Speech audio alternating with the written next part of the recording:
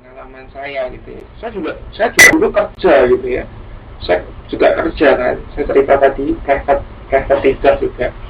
Saya juga kerja loh. Saya juga ambil kuliah dua loh. Saya juga berorganisasi loh gitu ya. Saya juga masih bisa mengerjakan tugas-tugas saya gitu ya. Jadi saya mikir, aduh, mahasiswa saya ini gimana ya gitu ya. Tapi berhubung saya dosen yang toleran ya.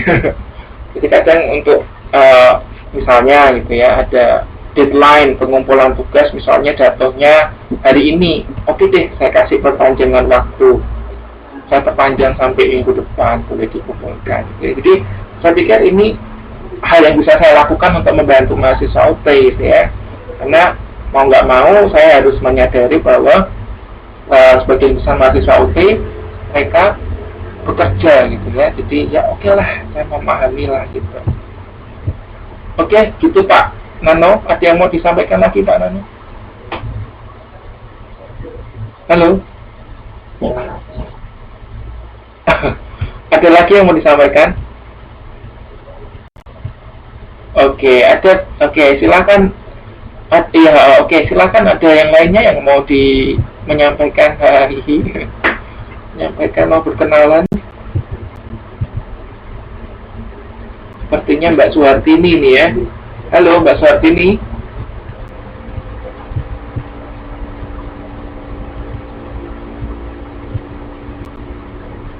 Atau Mbak Filia Renai.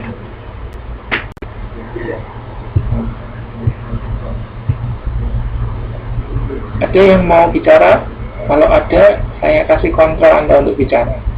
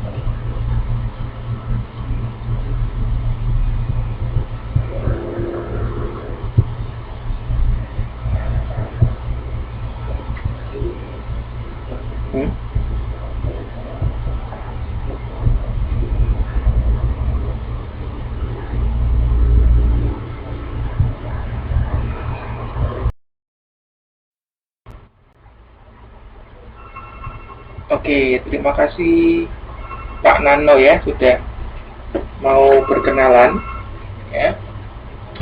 Minggu depan kita itu ya, TTM ya. Minggu depan kita TTM. Nah, mungkin kita bisa lebih kenalan lebih lagi ya. Oke. Ya, minggu depan kita TTM ya. Oke, kita bisa ketemu langsung nih. Oke, kita lanjutin ya. Perkenalan sudah selesai ya. Ya. Kemudian untuk role kelas, aturan mainnya yang pasti saya ingin ada sungguh-sungguh ya, belajar dia sungguh-sungguh, kemudian respect baik kepada tutornya dan kepada teman yang lain ya. Dalam belajar kita harus respect juga. Itu aturan main yang perlu diperhatikan. Kemudian bobot penilaian atau score assessment tadi ya, partisipasi kelas. Jadi setiap Anda nanti menjawab pertanyaan, Anda aktif lah, pokoknya aktif di kelas, nanti akan saya kasih poin 10% ya. Kenapa saya buat sedemikian kecilnya 10%? Karena ini untuk mengantisipasi ya bagi teman-teman yang memang tidak bisa online. Jadi mereka walaupun kehilangan nilai cuma 10% gitu ya. Tapi ya saya harapkan sih semua mahasiswa saya bisa online ya. Jadi bisa aktif semua di kelas, bisa bertukar pikiran gitu ya, menyampaikan pendapat, sebetulnya seperti itu. Ya ini untuk mengantisipasi aja untuk teman-teman mahasiswa yang memang tidak bisa online. Jadi partisipasi kelas bobotnya saya kasih 10% ya. Oke, untuk tugas 30%. Jadi nanti tugas itu saya mau buat weekly task atau tugas mingguan. Nanti saya jelaskan mengenai tugas mingguannya apa ya. Jadi tiap minggu nanti Anda ada tugas ya. Saya ingin tugas itu tidak membebani Anda. Jadi tugas ini sebetulnya membantu Anda untuk Anda nanti pada akhirnya menguasai materi gitu. Jadi tugas yang saya kasih itu nanti saya jelaskan lah ya. Jadi tugasnya saya akan jelaskan. Oh ya, Mbak Ani, selamat datang Mbak Asmia. Kemudian untuk kuis, rencana TTM kedua saya mau kasih kuis. TTM kedua saya mau kasih kuis. Saya harapkan semua mahasiswa bisa hadir selama kuis ini ya. Kalau nggak bisa hadir ya nanti saya kasihan lah, masuk kehilangan 30%. Jadi yang nggak bisa hadir nanti mungkin tugasnya saya akan kuisnya akan saya kirimkan lewat via internet ya, online. Kemudian untuk final test bukan final test ya. Kalau final test itu dari Ustadz ya. Final assignment gitu ya, atau final project. Final projectnya nanti saya ingin Anda membuat video presentasi ya, Anda buat video presentasi. Oke, pas PTM nantilah saya jelaskan mengenai ini ya, mengenai semuanya ini tugas, kuis, final test. Oke, saya jelaskan sekarang. Kuis itu kayak latihan gitu ya, latihan. Nanti akan saya kasih latihan, Anda kerjakan di TTM kedua nanti ya. Jadi saya targetkan sebelum TTM kedua itu kita sudah sampai di modul pertengahan ya, modul pertengahan. Jadi nanti soalnya ya itu dari modul yang sudah kita selesaikan itu. Kuisnya tak tulis saja ya, tak tulis saja ya.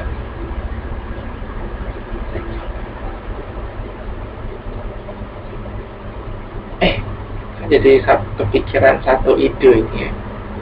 Ini nanti gampang lah, saya akan jelaskan waktu TTM besok ya, mengenai tugas mingguan, kuis, dan final project ya. Oke ya.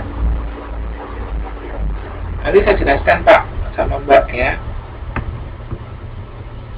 Oke, itu kurang lebih aturan kelasnya.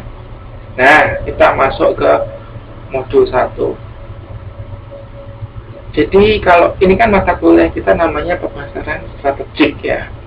Jadi menurut definisinya pemasaran strategik itu ada 5 aspek atau 5 inti, 5 hal yang perlu Anda pegang. Yang pertama adalah proses, kedua adalah pengembangan strategi, yang ketiga market driven, yang keempat lingkungan dinamis, dan kelima customer satisfaction. Nah, 5 aspek ini, 5 hal ini yang membentuk pengertian atau definisi dari pemasaran strategik. Kira-kira ada teman di sini yang bisa bantu kan? Ya, untuk merangkai 5 aspek ini menjadi satu pengertian atau definisi dari pemasaran strategik. Nah, tadi sudah saya kasih tugas Anda untuk baca modul halaman I dan I1. Harusnya Anda bisa jawab ini ya.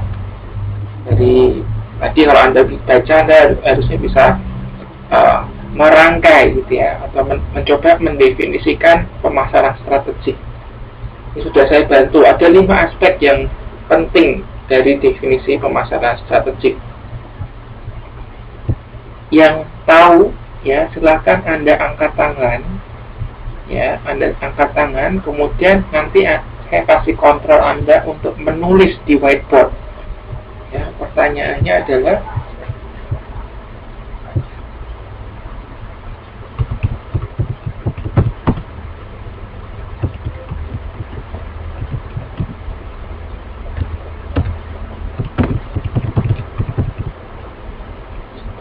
strategik. Oke. Yang tahu siapa? Oke.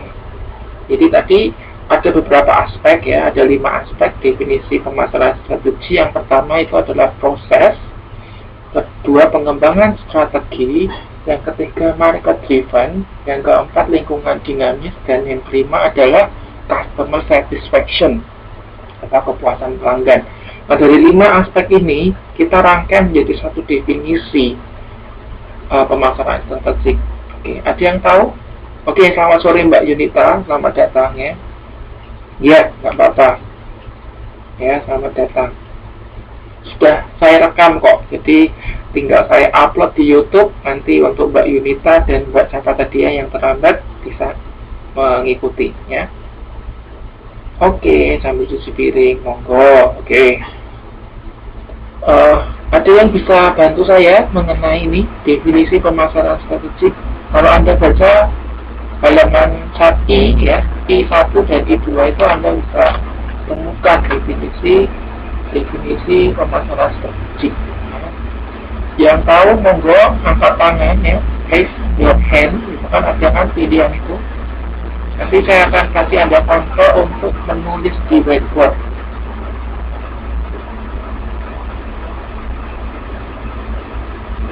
Jadi tadi ada 5 aspeknya, yaitu proses, kemudian pengembangan strategi, kemudian ada market driven,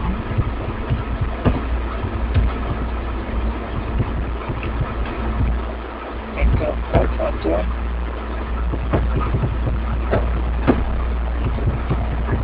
lingkungan dinamis,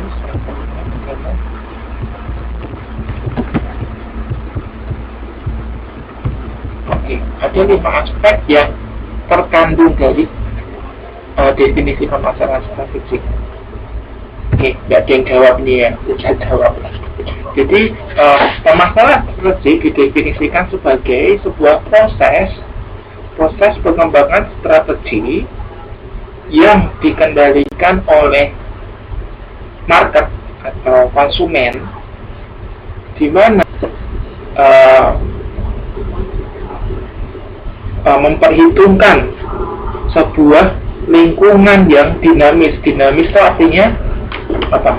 Berubah-ubah ya, berubah-ubah dengan tujuan untuk menciptakan customer satisfaction ya, atau kepuasan pelanggan. Jadi kita bisa definisikan seperti itu. Saya tulis nih, sebuah proses pengembangan strategi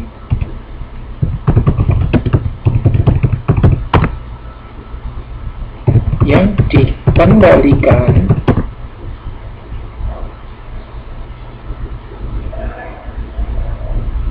oleh pasar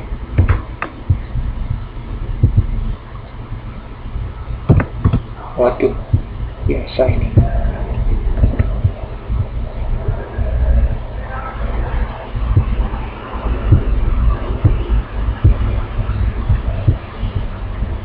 yang dikendalikan oleh pasar ya, atau istilahnya ini market driven ya.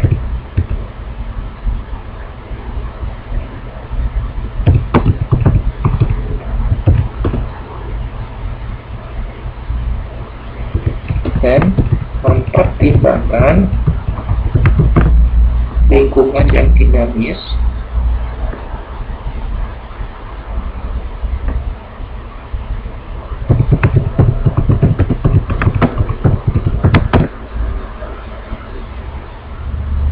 untuk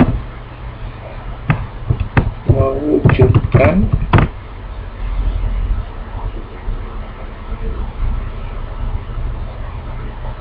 kepuasan pelanggan. Jadi ini definisi pemasaran strategik, sebuah proses pengembangan strategi ya, yang dikendalikan oleh pasar atau nama lainnya market driven, dan mempertimbangkan lingkungan yang dinamis. Dinamis itu artinya berubah-ubah untuk mewujudkan kepuasan pelanggan atau customer